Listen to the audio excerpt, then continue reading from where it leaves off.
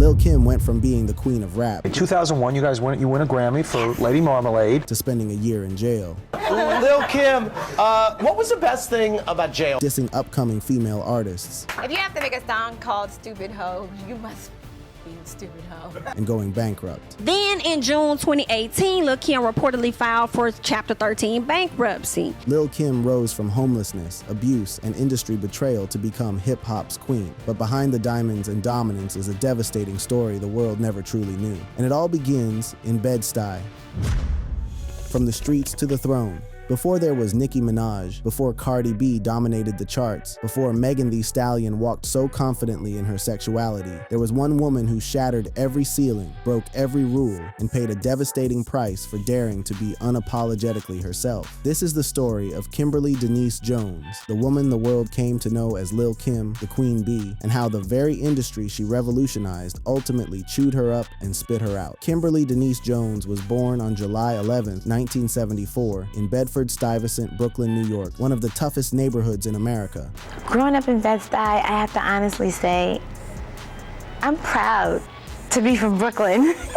You know why? Because I'm proud to be one of the few that really actually came out of that zoo. Yeah. But the streets of Bedstey would prove to be the least of young Kim's problems. The real danger lived inside her own home. Her parents, Linwood Jones, a strict ex-Marine, and Ruby Mae Jones, who worked multiple jobs, tried to provide stability, but their marriage was a war zone. When Kim was just 8 or 9 years old, her parents divorced, and what followed was a childhood that no kid should ever have to endure. Living arrangements became chaotic almost immediately. Kim, her older brother Christopher, and their mother became homeless for a period, sleeping in their car, on couches at family friends' homes, or in temporary shelters. Ruby Mae was struggling severely as a single mother and eventually made the devastating decision to relinquish custody to Linwood, believing he could provide better. But what Kim got instead of stability was abuse. Her father, who had remarried, enforced extremely strict military-style rules in the household. Initially, young Kimberly looked up to him. He was a strong ex-Marine figure, but everything changed when she hit her teenage years and started developing normal interests like crushes and dating. Linwood became outraged by her budding sexuality and independence. What started as verbal criticism escalated into relentless emotional and physical abuse. In a 2000 Newsweek interview, Kim revealed, "It was like I could do nothing right. Everything about me was wrong. My hair, my clothes, just me." Her father constantly told her she wasn't good enough, criticizing everything from her appearance to her personality. The verbal attacks turned physical, with frequent arguments and violence. The breaking point came during one explosive argument when Kim was around 14 to 16 years old. In self-defense, during a physical altercation, Kim stabbed or attempted to stab her father with a pair of scissors. Linwood responded by kicking her out of the house permanently. At just 14 to 16 years old, Kim became fully homeless again. She dropped out of high school after a turbulent path through Sarah J. Hale Vocational High School and later Brooklyn College Academy, but she never finished. Life on the streets became a daily struggle for survival. She couch surfed with friends, stayed with older men sometimes in exchange for sex, worked odd jobs in department stores, ran errands for drug dealers, and sold drugs herself. She did whatever it took to eat and have a place to sleep. During these years on the streets, something else happened that Kim has alluded to, but never fully detailed until her memoir. She experienced sexual abuse during this period, possibly by a relative or acquaintance. The trauma of homelessness, abuse, and exploitation left deep scars that would shape everything that came after. But it was also during this time, while hustling and surviving on the corners of Brooklyn, that she discovered she had a gift. She could rap, she could freestyle with the best of them, and people on the block started to notice. And that's when everything changed. But fate had something else in store for Kimberly Jones. Around 1993, when she was approximately 19 years old, she met Christopher Wallace, the notorious B.I.G., on the streets of Brooklyn. Biggie was sitting on a garbage can when he heard about this girl who could rap. He was sitting on a garbage can and I was walking past because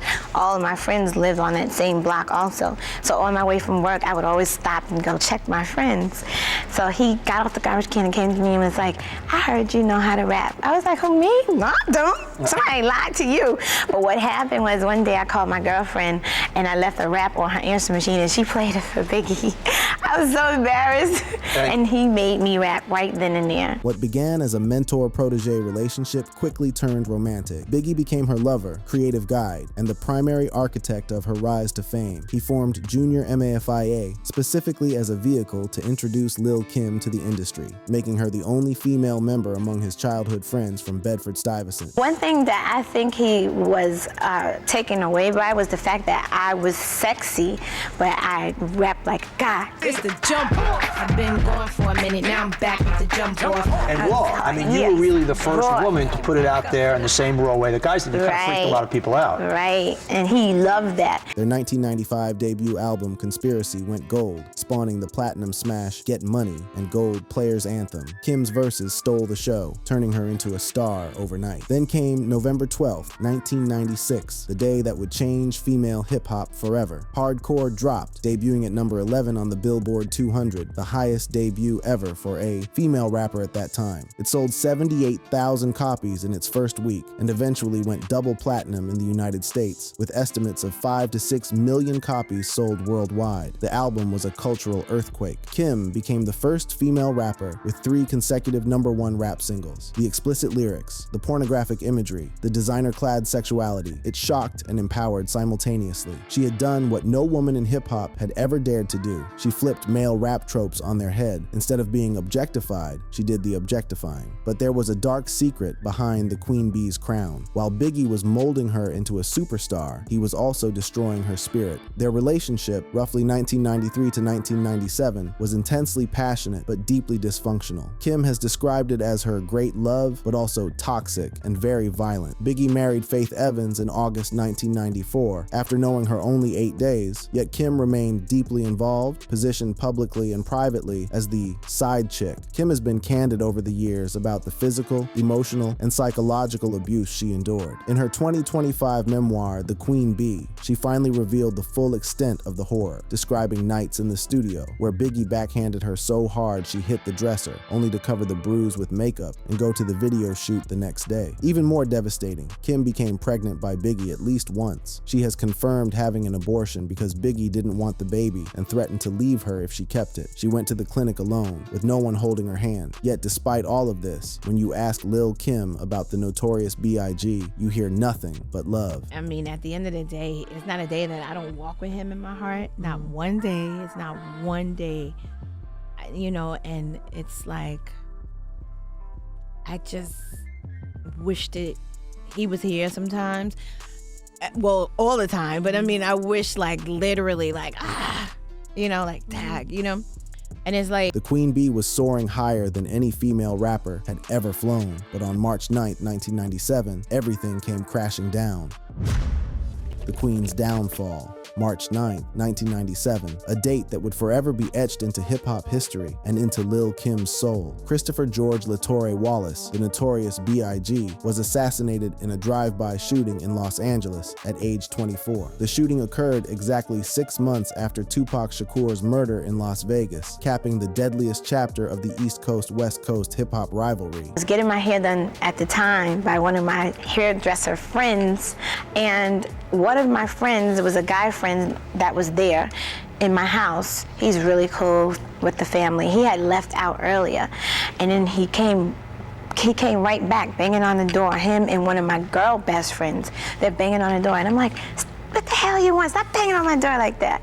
And they're like, Kim, seriously, open up the door. When they broke the news to Kim, she couldn't believe it. Turns out she had just spoken to Biggie.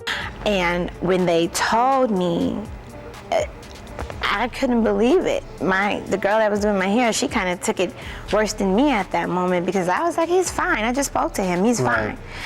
And they were like, no, Kim, no, he's dead. And I was like, I don't believe that. I just couldn't take it in. Okay. Kim has repeatedly called his murder the single most traumatic event of her life. For years afterward, she refused to come out in public on March 9th, consumed by grief. But losing Biggie wasn't the end of Kim's suffering. It was just the beginning. With her mentor and protector gone, she fell into a devastating pattern of abusive relationships. The most publicly documented was her relationship with Damian World Hardy, leader of the Cash Money Brothers drug gang, who was later convicted of ordering 6 murders and sentenced to life. Hardy was extremely violent. He repeatedly punched Kim in the face, gave her black eyes, busted lips, and broke her nose at least twice. Once so badly, she said it was almost shattered. On a sad note, which was something that I read about and I had no idea about your life, was when you talked about being in an abusive relationship. Yeah, it was hard. And I shared that story because people think, once celebrities, especially females, get into the industry,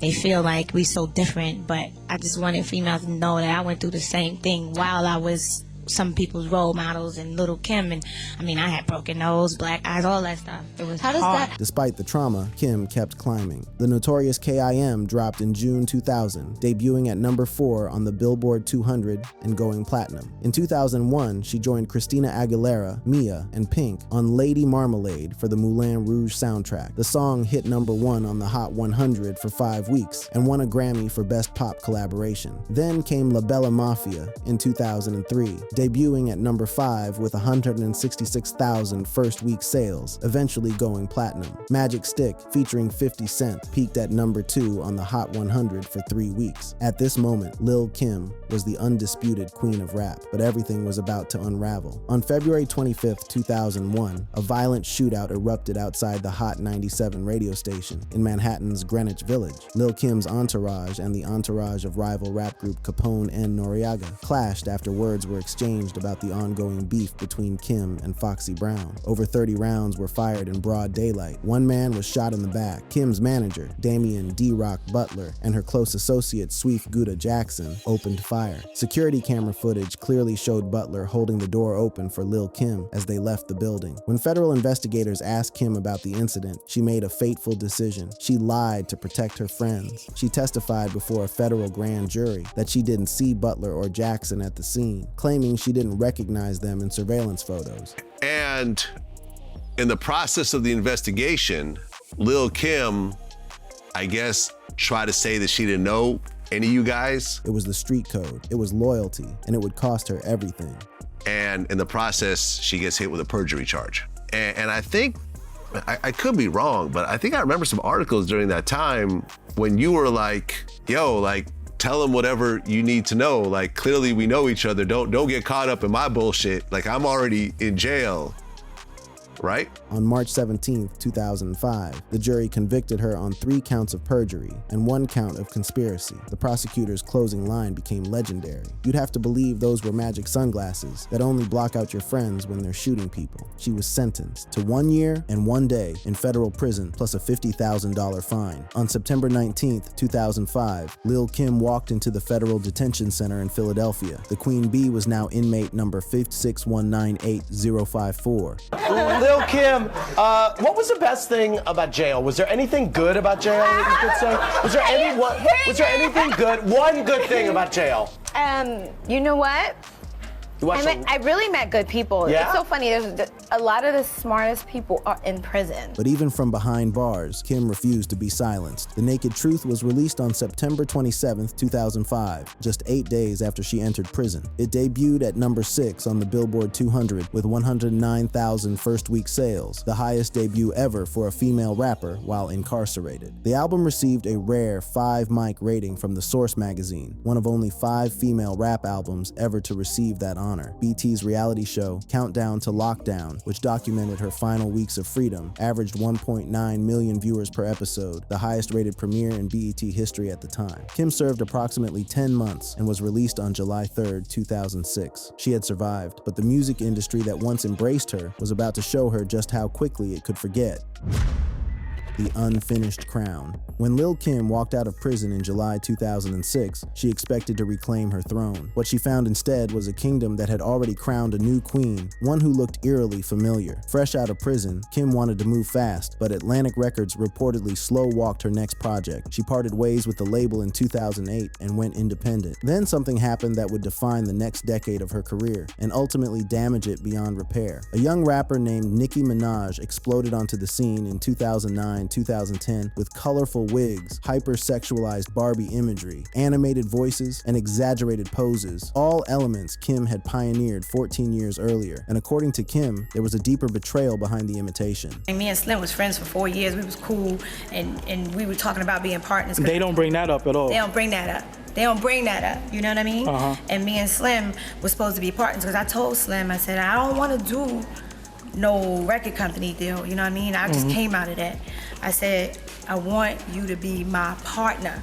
and he was all with it. But Birdman had other ideas. Cash Money basically stole your whole shit and gave it to Nicki. Money. Exactly, and the whole thing is that I think, don't get me wrong, I respect their hustle, I respect the game, I'm married to it. So at the end of the day, it's like, I think they wanted me around to kind of learn my swag and learn my ways. According to Lil' Kim, Birdman and Cash Money were trying to get one of their new female artists to sound like her. And if we listen to the song, if you listen to my vocals, and Pre pointed this out too, Fan, he pointed this out. If you listen to my vocals, you listen to her vocals, everything she's trying to do now and what she started off doing is what I was doing. I came up with this whole new style. Kim recorded Grindin' Making Money with Birdman and a then little-known Nicki Minaj. According to Kim, she brought Nicki onto the record as a favor, mentored her in the studio, and was discussing a partnership with Cash Money. Then suddenly, silence. The video was pulled, the calls stopped, and Nicki Minaj became a superstar. In February 2011, Kim released the Black Friday mixtape with cover art showing her holding a sword over a decapitated Nicki lookalike. The beef exploded publicly, with diss tracks flying back and forth for years. But the feud was catastrophic for Kim. While Nicki ascended to global superstar status, Kim looked bitter and stuck in the past. Every time she spoke on it, media coverage framed her as the angry predecessor instead of the pioneer. Can I ask a question? Yeah, I know it's your show. Yeah, go Can I ask for a it. question? I can't control myself. What did you think? You were watching the Grammys, I assume, on Sunday night. What did you think of a performance by a certain hip-hop artist who kind of rips off your style, if you don't mind me saying? What did you think of Nicki Minaj? And she didn't have kind words for Nicki. What did you think of the Grammy performance? All this stuff. How do you feel about her song, Stupid Ho? I'm pretty sure I feel the same way everybody else feels right about now. You know, if you have to make a song called Stupid Ho, you must be a stupid hoe. Meanwhile, a different transformation was happening, one that would become just as controversial as the feud. Starting around 2004-2005, Kim began dramatically altering her appearance. Nose jobs, cheek implants, skin lightening. By the mid-2010s, she looked almost unrecognizable to many fans. But what the public didn't understand was the trauma behind the transformation. And you talked about how, I guess you had to fix your nose too after one point, right? I had fixed it already, and then after that, it was broke again, so I had to fix So you had it to again. go again. So that was an unplanned surgery. Yeah, it was. That's why my go to the side sometimes. Right? But you know, I cheated. You cheated? Fixed it a little bit, back a little bit? Kim's first nose jobs were reconstructive to repair the damage from Damian Hardy's brutal assaults, but the trauma triggered an ongoing cycle. In interviews, she linked the procedures to years of being told she wasn't beautiful. All my life, men have told me I wasn't pretty enough, even the men I was dating, she once confessed. Guys always cheated on me with women who were European looking, the long hair type. Really beautiful women that left me thinking, how can I compete with that? Being a regular black girl wasn't good enough. Lil' Kim, someone recently accused her of bleaching her skin. And she fired back. She said, okay, when the fuck did I bleach my skin, you miserable moron? You know, she called the person a hater, facts are right in front of your face, etc., etc., etc. Despite her objections, it's been pretty clear to most people that she is a few shades lighter. Do you feel that Lil' Kim lightened her skin? I mean, I know she's done a lot of things to herself that a lot of us who love her believe she shouldn't have done. You know what I mean? But when you show me that picture right there, yeah, that looked like a much lighter Kim than I knew, or than we all knew when she first came out. By 2018, Kim was facing financial ruin. She owed almost $4 million in total debts, including $1.5 million in back taxes and a $1.4 million mortgage on her New Jersey mansion. She filed Chapter 13 bankruptcy to stop a foreclosure sale scheduled for the very next day. Let's talk about Lil' Kim, because Lil' Kim, what situation you had going on with your taxes and stuff like that, girl? Shout out to Kim. They're saying Lil' Kim clears her IRS tax debt of over $1 million. Girl, I know that. I know you over there clicking in your heels. Glad as hell. Her fifth studio album, 9, released in October 2019, sold fewer than 1,000 copies in its first week and missed the Billboard 200 entirely. A devastating fall for someone who once dominated the charts. But through it all, one thing saved Lil' Kim: motherhood. On June 9th, 2014, at age 39, she gave birth to her daughter, Royal Reign. And no matter what, God always keeps me above water, always, and just keeps You're still here, Kim. Yeah. You done made it through some storms. Yes, and I have a beautiful, beautiful, beautiful daughter. Today, Lil' Kim's estimated net worth sits at roughly $500,000, a fraction of what she once earned at her peak. She survives primarily through touring, appearances, and merchandise, but her legacy, that remains undeniable. Billboard named Hardcore the #1 greatest hip-hop album cover of all time in November 2025. Every major female rapper working today, Nicki, Cardi, Megan, Doja Cat, Ice Spice, Sexy Red, walks on a path that Lil' Kim paved with her own blood, sweat, and tears. Thank you. I have a book coming out in November, so remember that. It's called Little Kim the Queen Bee, and that will be the beginning of the next level and phase of Little Kim. You just keep watching and you'll see. But I'm excited about it. People think they know me, but they don't. You know what I mean? It's great. Her memoir, The Queen Bee, co-written with Kathy Iandoli with a foreword by Mark Jacobs, finally arrived after years of delays. In it, she tells her full story: the childhood abuse, the teenage rape she'd never spoken about, the violence from Biggie and other partners, the abortion, the betrayal, the transformation, all of it. The tragedy of Lil' Kim isn't that she failed, it's that she succeeded beyond anyone's imagination, only to watch the industry she built turn its back on her. She showed the world that a dark-skinned girl from Bedstey could be sexy, powerful, wealthy, and free, and the world punished her for it. She is still the blueprint. She is still the Queen Bee, and no matter what they take from her, they can never take that. If you found this eye-opening, click one of the videos on your screen. There's a lot more where this came from.